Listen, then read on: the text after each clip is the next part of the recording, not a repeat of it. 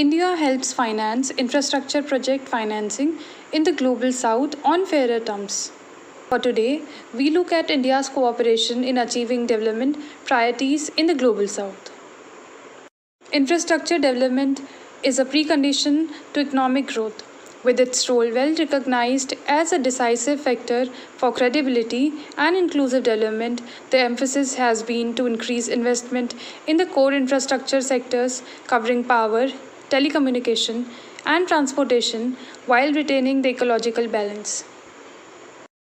According to the OECD, India's total concessional development finance reached USD 1.8 billion in 2015 compared to USD 1.4 billion in 2014.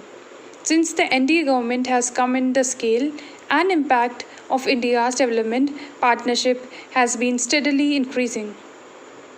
Further, with large growth in GDP and significantly easier current account situation, wider acceptance of rupee, this development finance from India is likely to increase significantly.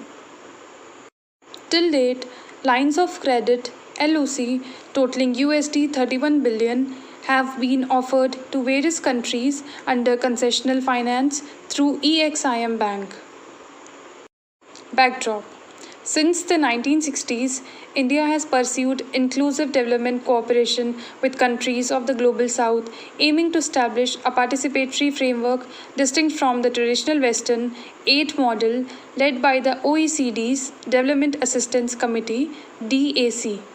As India's economic influence has grown over the decades, its approach to development cooperation has gained recognition.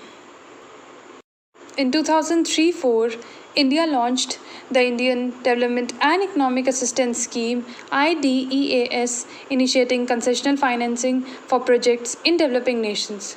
Over the past 20 years, India's development assistance under this program has expanded significantly, especially across Asia and Africa. Line of credit. The Export-Import Bank Exim Bank issues line of credit LOCs after receiving prior approval from overseas financial institutions, regional development banks, sovereign governments, and other international entities. These LOCs enable buyers in partner countries to import developmental and infrastructure projects, equipments, goods, and services from India on deferred credit terms.